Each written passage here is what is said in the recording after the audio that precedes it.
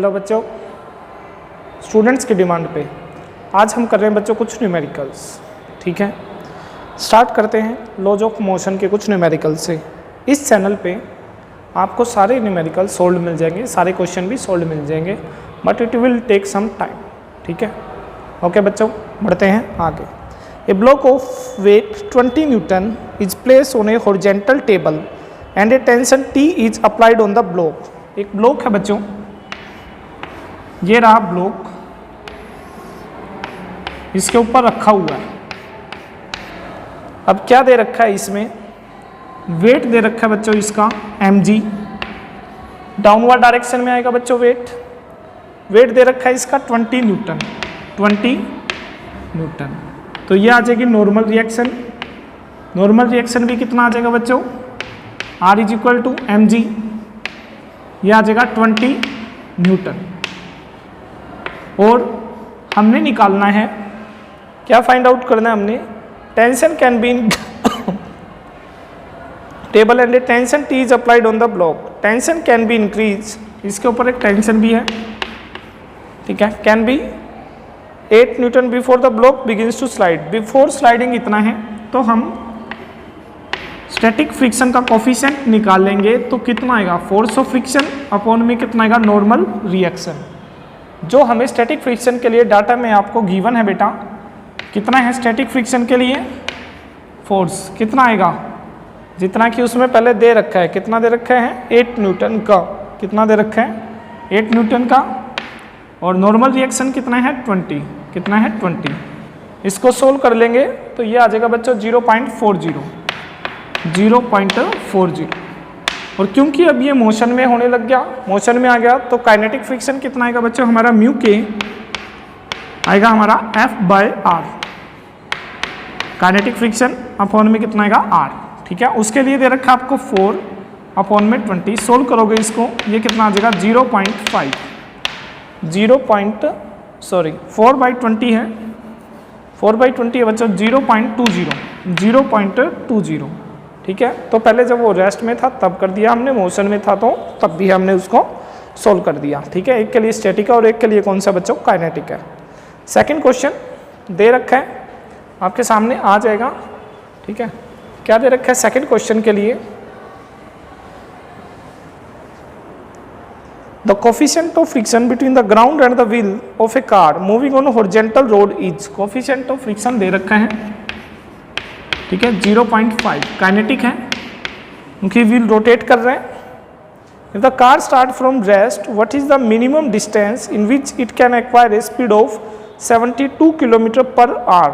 Speed कितनी दे रखी है, स्टार्टिंग में रेस्ट में था, बाद में दे रखी है 72 kilometre per hour. 72 kilometre per hour है, तो इसको मीटर पर सेकंड में कन्वर्ट कर लेंगे। 5/18 से हम इसको क्या कर लेंगे बच्चों, मल्टीप्लाई कर लेंगे। 18 3 जा, ये आ गया 2 जा 4 जा, हाँ 4, ये आ गया 20 मीटर पर सेकंड। ठीक है, और इससे हमने क्या निकालना है, हमने निकालना है बच्चों, if the car start from rest what is the minimum distance. Distance से निकालना है तो हम लगा देंगे equation of motion, v square minus u square is equal to आएगा 2as, और s आ जाएगा बच्चों हमारा यहाँ से v square minus u square by 2a। v की वैल्यू कितनी, 20 का स्क्वायर था यहाँ पे, तो ये आ जाएगा 2 × 20, ये आ गया बच्चों 40 मीटर। कितना आ गया, 40 मीटर। ठीक है, आसान है, करना क्या था, दे रखा था v square minus u square by 2a, equation में पुट किया, a की वैल्यू हमने क्या पुट कर दी, म्यू के जी, और इसको सोल्व कर लिया बच्चों। बढ़े आगे, नेक्स्ट क्वेश्चन।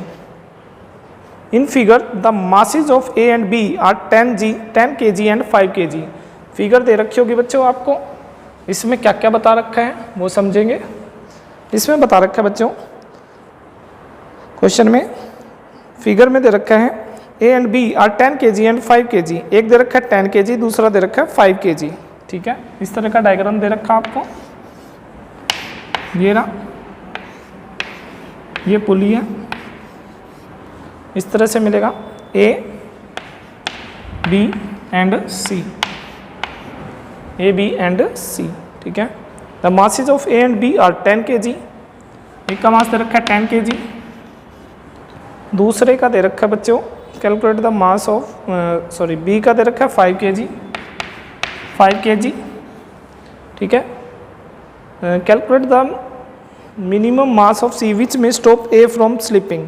इसका मास मान लेते हैं हम, कितना मान लेते हैं बच्चों, m मान लेते हैं, m कितना मान लेते हैं, m, ताकि ये स्लिप ना करे, ठीक है। स्लिप ना करे तो कैसे करेंगे, इसमें दे रखा coefficient of static friction between block A and table is, block A and table is कितना दे रखा, कोएफिशिएंट ऑफ फ्रिक्शन 0.2, कितना दे रखा बच्चों 0.2। तो इसके लिए इक्वेशन लगा देते हैं, ठीक है। फोर्स ऑफ फ्रिक्शन किसके इक्वल आएगा, फोर्स ऑफ फ्रिक्शन का फॉर्मूला लगा देते हैं। यहाँ पे फ्रिक्शन का फॉर्मूला क्या होता है, mu into r, mu r, r की वैल्यू कितनी हो जाएगी बच्चों, आर की वैल्यू हो जाएगी, दोनों की वजह से नॉर्मल रिएक्शन आएगा, ठीक है।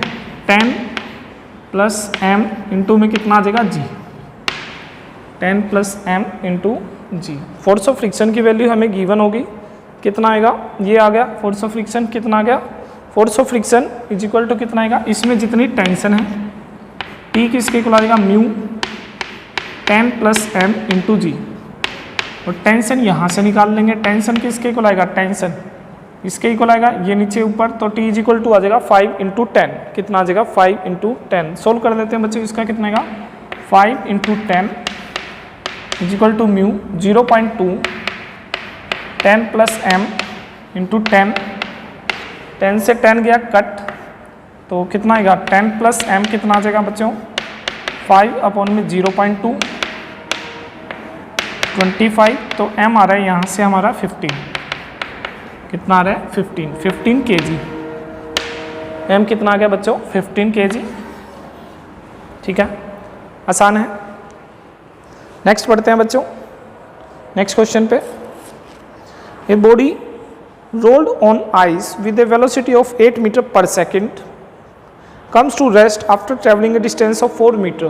क्या मतलब है इसका, ठीक है, आइस पे थी, बाद में रेस्ट पे आ गई बच्चों, बाद में किस में आ गई, रेस्ट पे। Body travels roll with velocity of u दे रखा है 8, कम्स टू रेस्ट v है 0 after travelling a distance of 4 metre, s दे रखा है 4 metre. Calculate the coefficient of friction, कैसे निकालेंगे बच्चों कोफिशिएंट ऑफ फ्रिक्शन, ठीक है। क्या दे रखा है क्वेश्चन में, u दे रखा है 8 मीटर पर सेकेंड, v दे रखा है बच्चों, फाइनल वेलोसिटी दे रखी है 0, फाइनल वेलोसिटी है 0, s दे रखा है 4 मीटर, s दे रखा है 4 मीटर। तो पहले हम एक्सेलरेशन निकाल लेते हैं, एक्सेलरेशन किसके को लगेगा बच्चों v square minus you square upon में 2s, v कितना है 0 माइनस u कितना है 864 अपॉन में 2 इंटू 4, कितना आ गया 8 माइनस 8, कितना आ गया -8, एक्सेलरेशन आ गया बच्चों -8 मीटर पर सेकेंड स्क्वायर, और जो कोफिशिएंट ऑफ फ्रिक्शन होगा म्यू इज इक्वल टू वो आ जाएगा F/r, F/r। फोर्स किसके को लगेगा, मास इंटू एक्सेलरेशन, और नॉर्मल रिएक्शन होती है हमारी mg के, मास से मास कट गया, तो कितना आ गया A/g, एक्सेलरेशन कितना है -8 अपॉन में 10, 8 अपॉन में 10 या 9.8, सोल्व करोगे इसको 0.816 के आसपास आ रहा है, या 0.8 लिख लो आप, कितना आ गया 0.8। ईजी था बच्चों ये, ठीक है। बढ़े आगे, नेक्स्ट क्वेश्चन दे रखा है, determine the maximum acceleration of the train in which a box lying on the floor will remain stationary given that the coefficient of static friction between the box and the train floor is 0.15। Mu की value दे रखी है बच्चों, कितने दे रखे हैं 0.15, ठीक है, 0.15 mu की वैल्यू दे रखी है 0.15 ये दे रखा है आपको। अच्छा, आपने क्या फाइंड आउट करना है, determine the maximum acceleration of the train. Maximum acceleration के लिए क्या निकालोगे, फोर्स किसके को होगा, mass into acceleration is equal to mg, ठीक है। तो a इज इक्वल टू कितना आ जाएगा बच्चों, g के इज इक्वल टू कितना आ जाना चाहिए हमारा एक्सेलरेशन ड्यू टू ग्रेविटी के, मतलब सारा सोल्व करोगे तो f इज इक्वल टू कितना था, म्यू r था ना, म्यू r, तो कितना आ जाएगा म्यू g के, म्यू की वैल्यू कितनी है 0.15, जी की वैल्यू ले लेते हैं 9.8, सोल्व कर लेते हैं 0.15 को, अगर हम 9.8 से करेंगे या 10 से करेंगे तो अप्रोक्सीमेटली 10 लेके इसने कर रखा है बच्चों 1.5 मीटर पर सेकेंड स्क्वायर। ठीक है, तो कितना आएगा मैक्सिमम, तो यही है ना, determine the maximum acceleration of the train in which a box lying on the floor will remain stationary. जो बॉक्स है ट्रेन के अंदर वो कैसा रहेगा बच्चों, स्टेशनरी रहेगा। Given that the coefficient of static friction between the box and the train floor is, दे रखा है उनके बीच में जो बॉक्स और ट्रेन के फ्लोर में 0.15 है, तो उसके वेट की वजह से हमने निकाल लिया उसमें कितना होएगा मोशन एम ए और कितना आ गया फोर्स ऑफ फ्रिक्शन, दोनों से